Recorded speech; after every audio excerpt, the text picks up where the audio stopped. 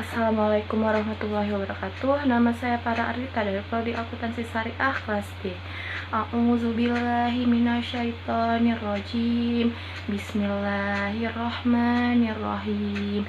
Iza zulzilatil ardu zilzalaha wa ahrajatil ardu asqalaha wa qalal insanu ma laha yauma idzin tuhaddisu akhbaraha bi anna rabba awhalaha yauma idzi yasturun nasu ashtatan liyuraw a'malahum faman ya'mal misqala dzarratin khairan yarah wa man ya'mal misqala dzarratin syarran yarah.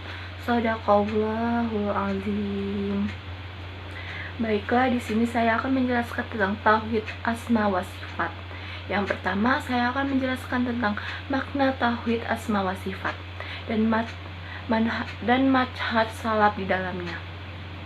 Makna asma wa sifat yaitu beriman kepada nama-nama Allah dan sifat-sifatnya sebagaimana yang diterangkan dalam Al-Quran dan Sunnah Rasul menurut apa yang pantas bagi Allah SWT tanpa takwil dan tahtil, tanpa takyib dan tamsil, berdasarkan firman Allah SWT dalam Quran surat Asy-Syura ayat 11 yang artinya tidak ada sesuatu yang serupa dengan Dia dan Dialah yang maha mendengar lagi maha melihat. Yang kedua, manhaj salaf para sahabat, tabi'in dan ulama pada kurun waktu yang diutamakan dalam hal asma dan sifat Allah SWT, yaitu mengimani dan menetapkan sebagaimana Ia datang apa adanya, tanpa tahrif, mengubah, tahtil, menafikan, tahyib, menanyakan bagaimana, dan tamsil, menyerupakan, dan hal itu termasuk pengertian beriman kepada Allah SWT. Mazhab salaf adalah antara tahtil dan tamsil. Mereka tidak menyamakan atau menyerupakan sifat-sifat Allah SWT dengan sifat-sifat makhluknya, sebagaimana mereka tidak menyerupakan zatnya dengan zat pada makhluknya. Mereka tidak menafikan apa yang Allah SWT sifatkan untuk dirinya atau apa yang disifatkan oleh Rasulnya, sedangkan mereka menafikan berarti mereka telah menghilangkan asma al-husna dan sifat-sifatnya yang ulya, luhur, dan berarti mengubah kalam dari tempat yang sebenarnya, dan berarti pula mengingkari asma Allah SWT dan ayat-ayatnya. Yang kedua, saya akan menjelaskan tentang asmaul husna dan sifat kesempurnaannya, serta pendapat golongan sesat berikut bantahannya. Yang pertama, asmaul husna.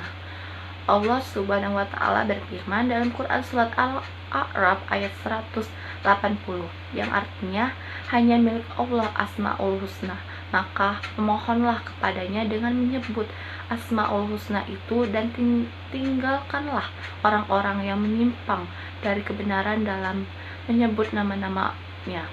Nanti mereka akan mendapatkan balasan atas apa yang telah mereka kerjakan.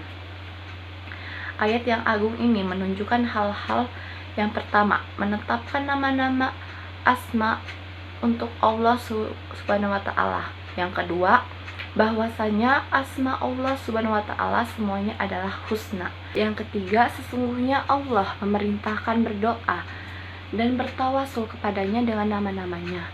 Yang keempat, bahwasanya Allah Subhanahu wa Ta'ala mengancam orang-orang yang ilhad dalam asmanya, dan Dia akan membalas perbuatan mereka yang buruk itu. Ilhad menurut bahasa berarti yakni condong.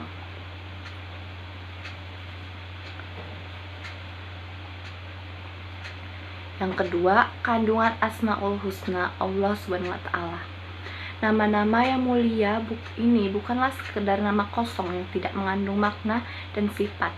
Justru ia adalah nama-nama yang menunjukkan kepada makna yang mulia dan sifat yang agung. Setiap nama menunjukkan kepada sifat, maka nama Ar-Rahman dan Ar-Rahim menunjukkan sifat menunjukkan sifat rahmah. As-Sami dan Al-Basir menunjukkan sifat mendengar dan melihat. Al-Alim menunjukkan sifat yang luas. Al-Karim menunjukkan sifat karam, dermawan dan mulia. Al-Khaliq menunjukkan sifat menciptakan, dan Ar-Razak menunjukkan dia memberi rizki dengan jumlah yang banyak sekali. Begitu seterusnya. Setiap dari nama-namanya menunjukkan dari sifat-sifatnya. Yang ketiga, studi tentang sebagian sifat-sifat Allah Subhanahu wa taala. Sifat-sifat Allah Subhanahu wa taala terbagi menjadi dua bagian. Bagian yang pertama adalah sifat zatiyah, yakni sifat yang senantiasa melekat dengannya. Sifat ini tidak terpisah dari zatnya. Yang kedua adalah sifat fi'liyah, yaitu sifat yang dia perbuat jika berkehendak, seperti bersemayam di atas arsy, turun ke langit dunia ketika tinggal sepertiga akhir dari malam, dan datang pada hari kiamat. Berikut ini saya akan sebutkan sejumlah sifat-sifat Allah Subhanahu wa taala dengan dalil dan keterangannya. Apakah ia termasuk zati atau fi'li? Yang pertama, Al-Qudrah, berkuasa. Sebagaimana dalam firman Allah dalam Quran surat Al-Maidah ayat 120, yang artinya, dan dia maha kuasa atas segala sesuatu. Dia telah menetapkan sifat kudrah, kuasa untuk melakukan apa saja, sebagaimana dia juga menafikan dari dirinya sifat lemah dan luguh letih. Makna seluruh makhluknya baik di atas maupun yang di bawah menunjukkan kesempurnaan kudrahnya yang menyeluruh. Tidak ada satu partikel pun yang keluar darinya. Cukuplah menjadi dalil bagi seorang hamba manakala ia melihat kepada pencipta dirinya, bagaimana Allah SWT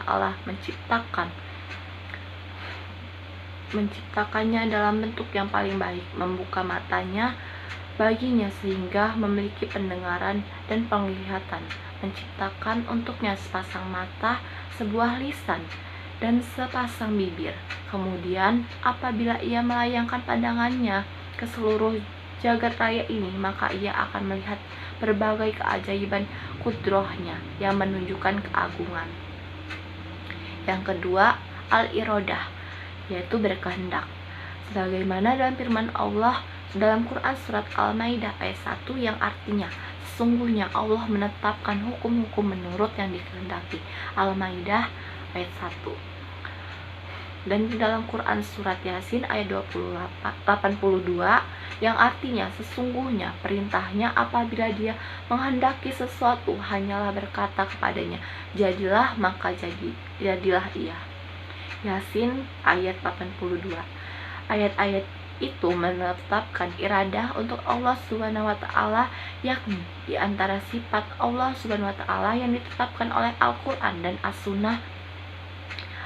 Ahlus Sunnah wal Jamaah menyepakati bahwa iradah itu ada dua macam. Yang pertama, iradah kauniyah, sebagaimana dalam firman Allah ya, dalam Quran surat Al-An'am ayat 125, yang artinya, barang siapa dikehendaki Allah untuk diberikan kepadanya petunjuk, niscaya ia melapangkan dadanya untuk memeluk agama Islam. Dan barang siapa dikehendaki Allah kesesatannya, niscaya ia menjadikan dadanya sesak sempit. Al-An'am ayat 125. Yaitu iradah yang menjadi persamaan masyiah, kehendak Allah Subhanahu wa taala. Tidak ada bedanya antara masyiah dan iradah kauniyah. Yang kedua, iradah syariah, sebagaimana terdapat dalam Al-Quran surat Al-Baqarah ayat 185, yang artinya, Allah menghendaki kemudahan baginya dan tidak menghendaki kesukaran baginya. Al-Baqarah ayat 185. Perbedaan antara kedua ialah, yang pertama, iradah kauniyah pasti terjadi, sedangkan iradah syariah tidak harus terjadi, bisa terjadi, bisa pula tidak. Yang kedua, iradah kauniyah meliputi yang baik dan yang jelek, yang bermanfaat dan yang berbahaya, bahkan meliputi segala sesuatu. Sedangkan iradah syariah hanya terdapat pada yang baik dan yang bermanfaat saja. Yang ketiga, iradah kauniyah tidak mengharuskan mahabbah, cinta Allah Subhanahu wa taala. Terkadang Allah Subhanahu wa taala menghendaki terjadi sesuatu yang tidak dia cintai, tetapi dari hal tersebut akan lahir sesuatu yang dicintai Allah Subhanahu wa taala, seperti penciptaan iblis dan segala yang maka diantara konsekuensinya adalah mahabbah Allah Subhanahu wa taala. Karena Allah Subhanahu wa taala tidak menginginkan dengannya kecuali sesuatu yang dicintainya, seperti taat dan pahala. Yang ketiga, al-ilmu, yaitu ilmu.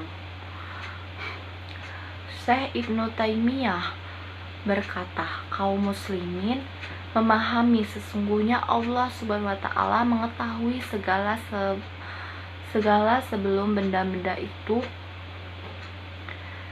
ada dengan ilmunya, dan apabila azali yang merupakan salah satu dari konsekuensi dirinya yang maha suci dan dia tidak mengambil ilmu tentang benda itu. Yang ketiga, al-hayat, hidup, yaitu sifat zatiyah azaliyah yang tetap untuk Allah Subhanahu wa taala, karena Allah Subhanahu wa taala bersifat dengan ilmu, kudrat dan iradah, sedangkan sifat-sifat itu tidaklah ada kecuali dari yang hidup. Allah Subhanahu wa taala berfirman dalam Quran surat Al-Baqarah ayat 255 yang artinya Allah tidak ada Tuhan yang berhak disembah melainkan Dia yang hidup kekal lagi terus-menerus mengurus makhluknya. Al-Baqarah ayat 255.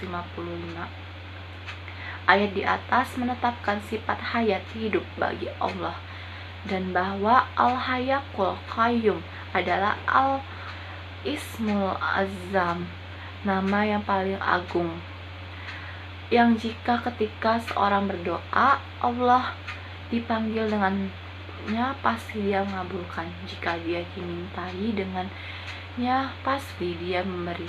Karena hayat menunjukkan kepada seluruh sifat-sifat zayatiyah dan qayyum menunjukkan kepada seluruh sifat-sifat fi'liyah. Jadi seluruh sifat kembali kepada dua nama yang agung ini.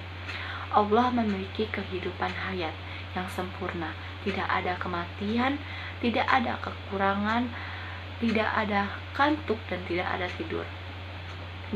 Dialah Al-Qayyum yang menegakkan yang lainnya dengan memberikan sebab-sebab kelangsungan dan kebaikan.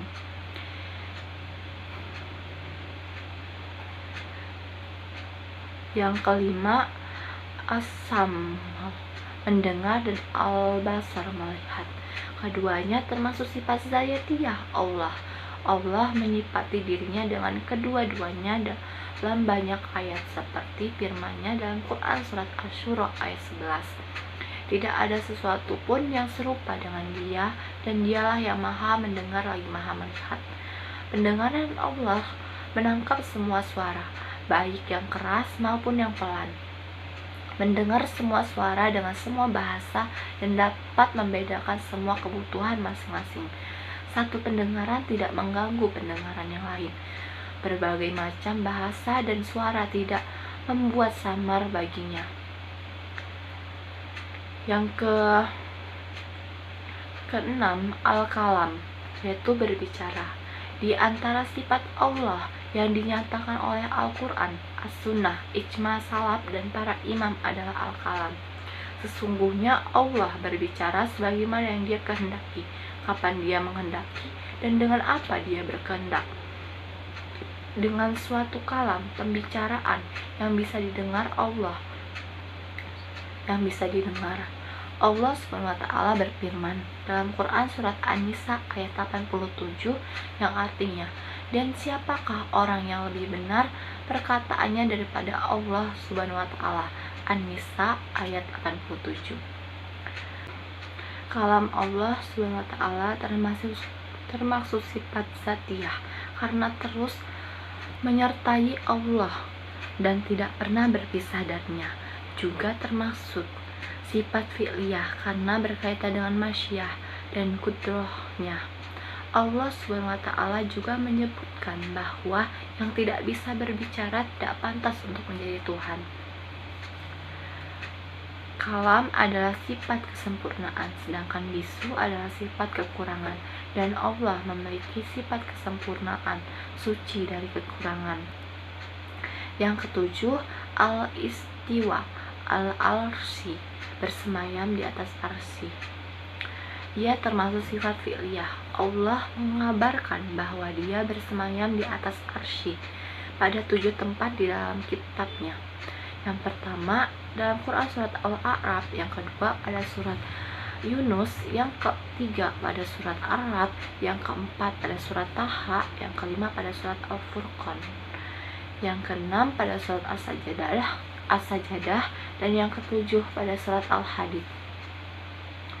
Dari ketujuh ayat tersebut, lafaz istawa datang dalam bentuk dan lafaz yang sama.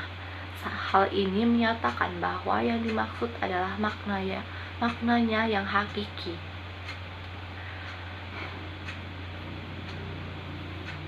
Yang tidak menerima takwil, yaitu ketinggian dan keluruhannya di atas arsy. Arsy menurut bahasa Arab adalah singgasana untuk raja, sedangkan yang dimaksud dengan arsy di sini adalah singgasana yang mempunyai beberapa kaki yang dipikul oleh malaikat. Ia menyerupakan atap bagi semua makhluk, sedangkan bersemayamnya Allah di atasnya ialah yang sesuai dengan keagungannya. Kita tidak mengetahui kaifiyah caranya sebagaimana kaifiyah sifat-sifatnya yang lain. Akan tetapi kita hanya menetapkan sesuai dengan apa yang kita pahami dari maknanya dalam bahasa Arab sebagaimana sifat-sifat lainnya, karena memang Al-Quran diturunkan dengan bahasa Arab. Nah, selanjutnya al-ulu, tinggi, dan fauqiyah, di atas. Dua sifat Allah yang termasuk zatiyah adalah ketinggian di atas makhluk dan dia di atas mereka, sebagaimana dalam firman Allah Quran surat Al-Baqarah ayat 155 yang artinya, dan Allah maha tinggi lagi maha besar. Maksudnya, zat yang ada di langit apabila yang dimaksud dengan sama dalam ayat tersebut adalah langit, atau zat yang di atas jika dimaksud yang sama adalah sesuatu yang ada di atas, bagaimana dia menggambarkan tentang diangkatnya sesuatu kepadanya. Selanjutnya al-ma'iyah, kebersamaan. Ia adalah sifat yang tetap bagi Allah SWT berdasarkan dalil yang banyak sekali. Allah SWT berfirman dalam Quran surat At-Taubah ayat 40 yang artinya, janganlah kamu berduka cita, sesungguhnya Allah berserta kita. At-Taubah ayat 40. Dalil-dalil di atas menetapkan bahwa Allah SWT selalu bersama hambanya dimanapun mereka berada. Arti ma'iyah Allah SWT makhluknya ada dua macam. Yang pertama, ma'iyah umum bagi semua makhluknya. Yang kedua, ma'iyah khusus untuk orang-orang muslim.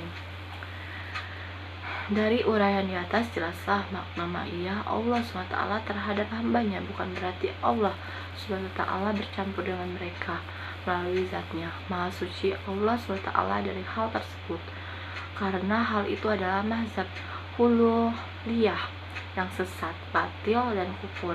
Karena Allah SWT di atas para hambanya dan maha tinggi di atas mereka, tidak bercampur zatnya dengan mereka, bersemayam di atas arsy-Nya, dan dia bersama mereka dengan ilmunya, mengetahui segala hal ihwal mereka, mengawasi mereka, dan mereka tidak sedikit pun bisa menghilang dari pandangan Allah SWT.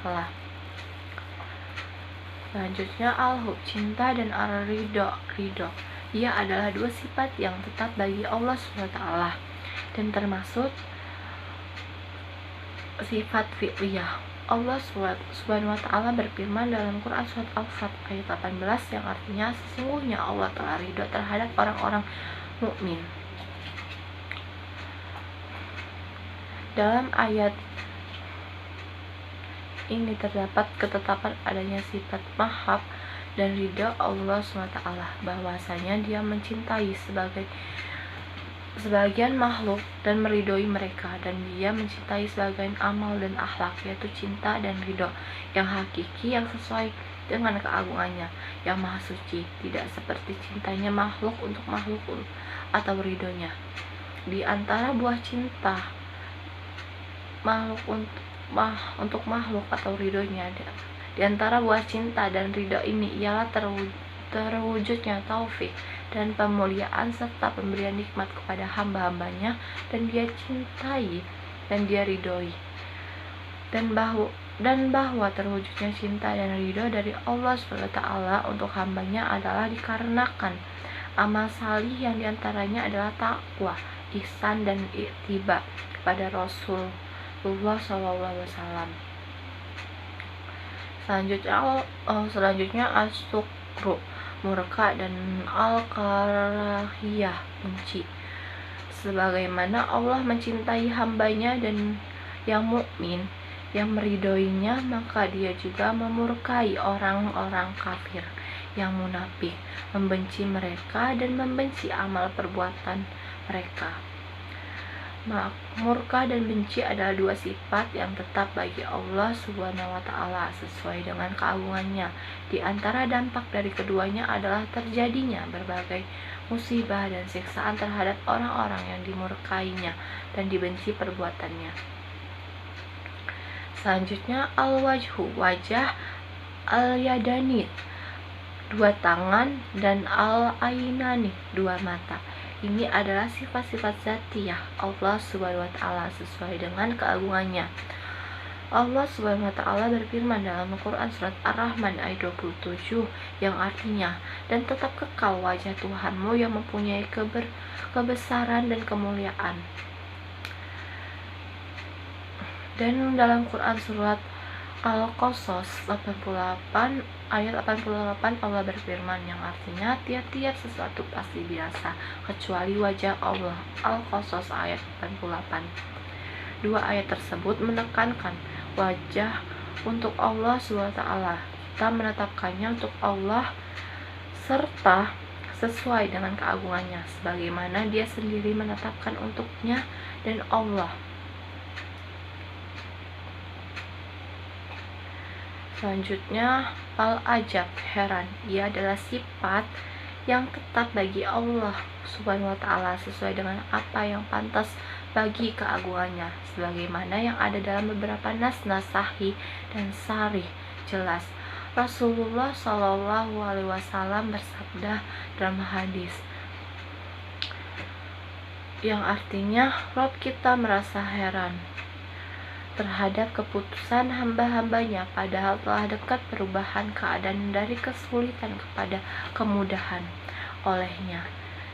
Dia melihat kepadamu yang dalam keadaan sempit, susah, dan berputus asa, maka Dia pun tertawa. Dia mengetahui bahwa jalan keluar bagi kalian adalah dekat. Hadis riwayat Ahmad dan lainnya. Dalam hadis ini terdapat sifat heran dan tertawa, yaitu dua sifat Allah SWT dan dari sifat-sifat fi'liyahnya sebagaimana sifat-sifatnya yang lain. Tidaklah keheranannya sama dengan keheranan makhluknya, dan tidak pula tertawanya sama dengan tertawanya makhluknya. Tidak ada sesuatu yang menyamainya. Selanjutnya al-ityan dan al-maji, yaitu datang. Keduanya adalah sifat fi'liyah Allah SWT. Allah SWT berfirman dalam Quran surat Al-Baqarah ayat 210 yang artinya tiada yang mereka nanti-nantikan melainkan datangnya Allah dan malaikat pada hari kiamat dalam naungan awan. Quran surat Al-Baqarah ayat 210. Ayat-ayat tersebut menetapkan sifat Ityam dan maji bagi Allah Subhanahu wa Ta'ala, yaitu datang dengan zatnya secara hakiki untuk memutuskan hukum antara hamba-hambanya pada hari kiamat sesuai dengan keagungannya. Sifat datang dan mendatangi itu tidak sama dengan sifat makhluk. Maha suci Allah Subhanahu wa Ta'ala dengan hal itu. Selanjutnya, al-farah, gembira. Al-farah adalah sifat yang tetap bagi Allah Subhanahu wa Ta'ala. Ia merupakan salah satu dari sifat fi'liyah sesuai dengan keagungannya. Dalam hadis sahih, Rasulullah SAW menyatakan bahwasanya Allah sangat bergembira karena taubat seorang hambanya. Beliau bersabda, yang artinya sungguh Allah lebih gembira karena taubat hambanya daripada kegembiraan salah seorang dari kalian karena telah menemukan unta tunggangannya yang hilang. Hadis riwayat Al-Bukhari dan Muslim. Kegembiraan Allah Subhanahu wa Ta'ala ini adalah kegembiraan berbuat baik dan sayang, bukan kegembiraan seseorang yang membutuhkan kepada taubat hambanya yang bisa diambil manfaat. Karena sesungguhnya Allah Maha Kaya, tidak membutuhkan ketaatan hambanya, akan tetapi Dia bergembira untuk itu karena kebaikannya, sayangnya dan anugerahnya kepada para hambanya yang mukmin, sebab Dia mencintai dan menginginkan kebaikan serta keselamatan hamba dari siksaannya. Yang keempat, pendapat golongan sesat tentang sifat-sifat ini berserta bantahannya. Golongan-golongan sesat seperti Jahmiyah, Mu'tazilah, dan Asy'ariyah menyalahi Ahlu Sunnah wal Jamaah dalam hal sifat-sifat Allah Subhanahu wa Ta'ala. Mereka menafikan sifat-sifat Allah atau menafikan banyak sekali dari sifat-sifat itu, atau menakwilkan nas-nas yang menetapkan dengan takwil yang batil, subhat keracuan. Mereka dalam hal ini adalah mereka mengira bahwa penetapan dalam sifat-sifat ini menimbulkan adanya tasbih, penyerupaan Allah dengan lainnya. Oleh karena itu, sifat-sifat ini juga terdapat pada makhluk, maka penetapan untuk Allah pun menimbulkan penyerupaannya dengan makhluk. Karena itu harus dinafikan menurut mereka dengan makhluk, atau harus ditakwilkan dari zahirnya atau takwid, menyerahkan makna-makna kepada Allah Subhanahu wa Ta'ala. Demikianlah mazhab mereka dalam sifat-sifat Allah Subhanahu wa Ta'ala, dan inilah subhat dan sifat mereka terhadap nas-nas yang ada. Bantahan terhadap mereka. Yang pertama, sifat-sifat ini datang dan ditetapkan oleh nas-nas Al-Quran dan As-Sunnah yang mutawir. Yang kedua, sesungguhnya kaum salaf dan sahabat tabi'in dan ulama pada masa yang dimuliakan semuanya menetapkan sifat-sifat ini dan mereka tidak berselisih sedikit pun diantaranya.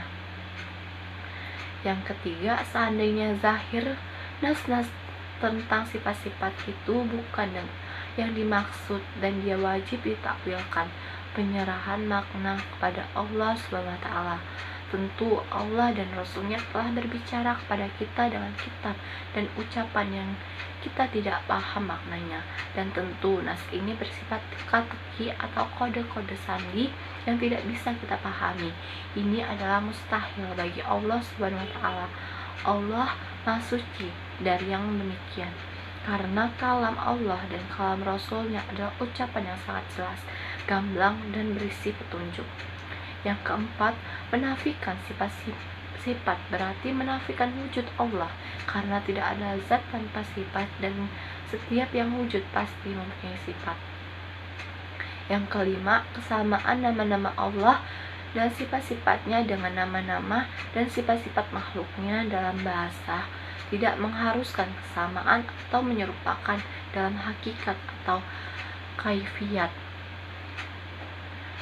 Allah memiliki sifat yang khusus dan sesuai dengan keagungannya.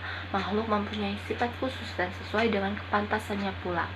Ini tidak mengharuskan kesamaan atau penyerupaan, bahkan antara makhluk pun tidak harus sama. Yang keenam, sebagaimana Allah mempunyai zat yang tidak diserupai oleh zat makhluk, maka dia juga mempunyai sifat yang tidak menyerupai oleh sifat-sifat makhluk. Yang ketujuh, menetapkan sifat-sifat yang ada adalah kesempurnaan dan menafikannya adalah kekurangan. Sedangkan Allah Maha suci dari sifat kekurangan, maka wajiblah penetapan sifat-sifat itu. Yang ke-8, dengan nama-nama dan sifat ini, para hamba dapat mengetahui Tuhannya dan mereka memohon kepadanya dengan nama-nama itu. Mereka takut kepadanya dengan nama-nama itu. Yang ke-9, bahwasanya makna pokok berkaitan dengan nas-nas sifat adalah zahir dan makna aslinya tidak boleh menyeleweng dari zahirnya kecuali jika terdapat keempat syarat terpenuhi. Keempat syarat yang pertama yaitu menetapkan kemungkinan lafaz mengandung makna yang akan ditakwilkan kepadanya. Yang kedua, menetapkan dalil yang memalingkan lafaz dari zahirnya kepada makna yang mungkin dikandungnya, yakni makna yang menyalahi zahirnya. Yang ketiga, menjawab dalil-dalil yang bertentangan dengan dalilnya tadi. Yang keempat, bahwasanya manakala Rasulullah berbicara dengan suatu pembicaraan, jika beliau menginginkan arti yang bukan zahirnya, pasti beliau menjelaskan kepada umat bahwasanya bahwasanya beliau menginginkan majaz, arti kiasan, bukan hakikat atau arti sebenarnya. Ternyata ini tidak pernah terjadi pada nas-nas sifat tersebut. Yang ketiga, saya akan menjelaskan tentang buah tarbiyah tauhid asma wa sifat pada diri individu dan masyarakat. Yang pertama, pengaruh dalam bermuamalah dengan Allah Subhanahu wa Ta'ala. Jika seseorang mengetahui asma dan sifatnya, juga mengetahui madlul, artinya maksudnya secara benar, maka yang demikian itu akan memperkenalkan dengan Rabb-nya beserta keagungannya, sehingga ia tunduk dan khusyuk kepadanya, takut dan mengharapkannya, tunduk dan memohon kepadanya, serta bertasawul kepadanya dengan nama-nama dan sifat-sifatnya, sebagaimana Allah Subhanahu wa Ta'ala berfirman dalam Quran surat Al-A'raf ayat 180, yang artinya hanya milik Allah asmaul husna, maka memohonlah kepadanya dengan menyebut asmaul husna itu. Yang kedua, jika ia mengetahui bahwa Rabb-nya sangat dahsyat azabnya, dia bisa murka, maha kuat, maha perkasa, dan maha kuasa melakukan apa saja yang dia kehendaki. Dia maha mendengar, maha melihat, dan maha mengetahui segalanya. Yang ketiga, jika dia mengetahui Allah adalah maha pengampun, maka maha penyayang, maha kaya, maha mulia, senang pada taubat hambanya, mengampuni semua dosa dan menerima taubat orang yang bertaubat, maka hal itu akan membawa kepada taubat dan istighfar, juga membuatnya bersangka baik kepada Rabb-nya dan tidak akan berputus asa dari rahmat-Nya. Yang keempat, jika ia mengetahui Allah adalah yang memberi nikmat, yang menganugerahi, dan hanya di tangannya segala kebaikan, dan dia maha kuasa atas segalanya. Dia yang memberi rizki, membalas dengan kebaikan, dan memuliakan hambanya yang mukmin, maka hal itu akan membawanya pada mahabbah kepada Allah dan bertakarub kepadanya, serta mencari apa yang ada di sisinya dan akan berbuat baik kepada sesamanya. Yang kedua, pengaruhnya dalam bermuamalah dengan makhluk. Jika seseorang mengetahui bahwa Allah Subhanahu wa Ta'ala adalah hakim yang maha adil, tidak menyukai kezaliman, kecurangan, dosa, dan perbuatan, dan dia maha membalas dendam terhadap orang-orang zalim atau orang-orang yang melampaui melampaui batas atau orang-orang yang berbuat kerusakan, maka ia pasti akan menahan diri dari kezaliman, dosa, kerusakan, dan hianat, dan dia akan berbuat adil atau objektif, sekalipun terhadap dirinya sendiri, juga akan bergaul dengan teman-temannya dengan makhluk yang baik, dan banyak lagi, dan masih banyak lagi pengaruh terpuji lainnya karena mengetahui nama-nama Allah Subhanahu wa Ta'ala dan berfirman kepadanya.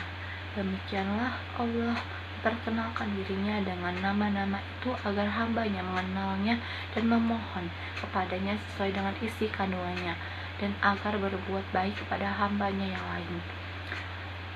Allah Subhanahu wa Ta'ala berfirman dalam Quran Surat Al-Baqarah ayat 195, yang artinya, dan berbuat baiklah karena sesungguhnya Allah menyukai orang-orang yang berbuat baik.